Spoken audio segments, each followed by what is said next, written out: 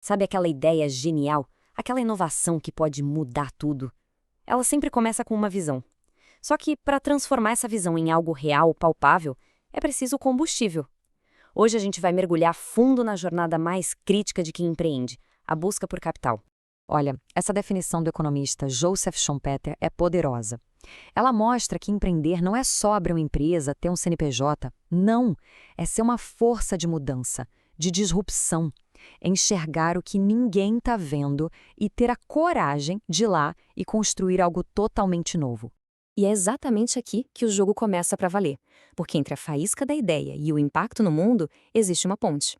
Uma ponte que é feita de recursos, de gente, de tecnologia.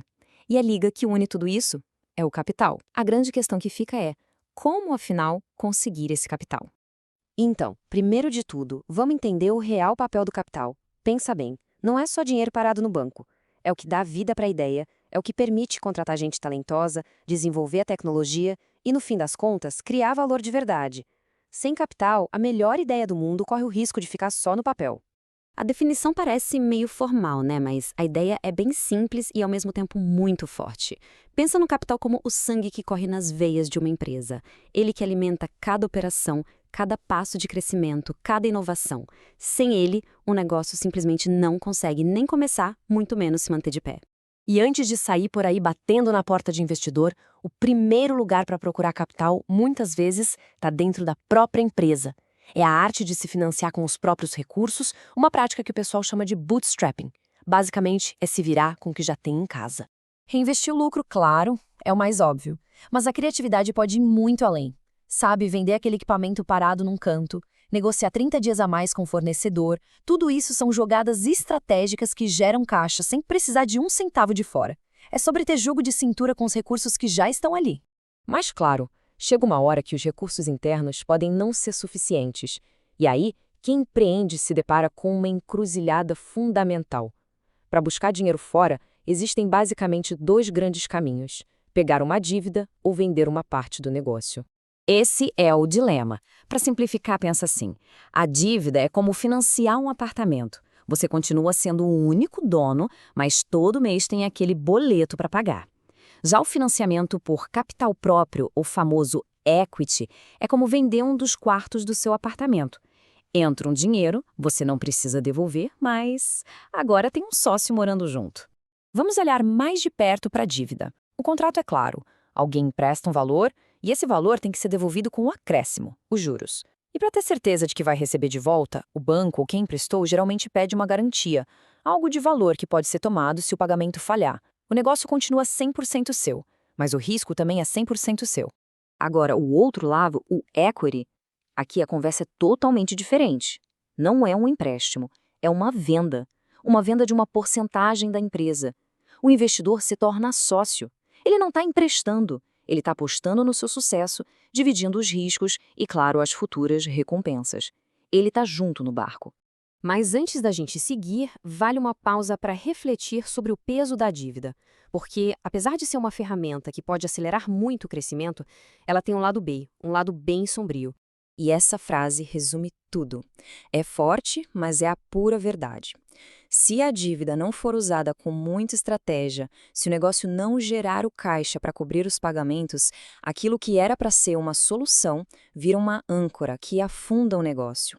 O ponto é: a dívida precisa ser saudável, precisa ser paga com o crescimento que ela mesma gera.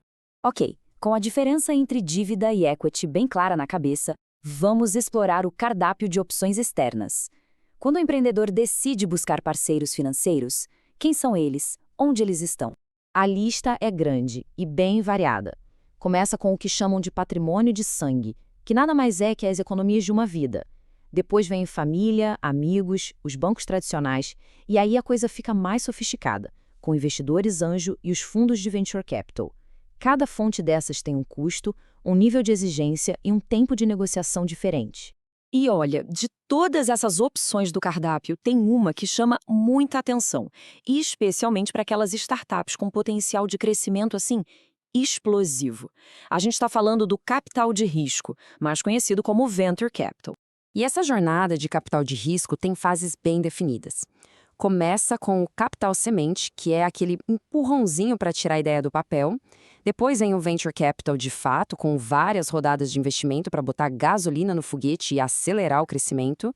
E lá na frente, o private equity, que já foca em empresas grandes consolidadas. O tipo de capital acompanha o amadurecimento do negócio. E tudo isso nos leva a uma grande conclusão. A busca por capital não é só uma transação fria, financeira.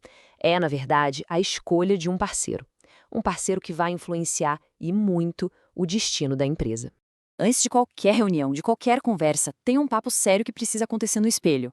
Primeiro, a empresa está pronta mesmo? É a hora certa? Segundo, existe um plano claro de como usar cada centavo desse dinheiro? E, talvez o mais importante, qual é o preço a ser pago, seja em juros ou numa fatia do sonho? Se essas respostas não estiverem na ponta da língua, talvez ainda não seja a hora.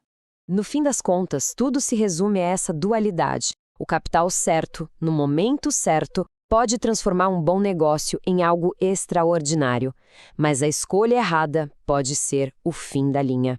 É uma ferramenta poderosíssima que exige estratégia, cuidado e muita cabeça no lugar.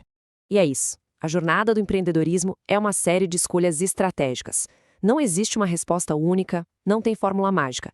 Cada visão, cada negócio vai exigir um caminho diferente.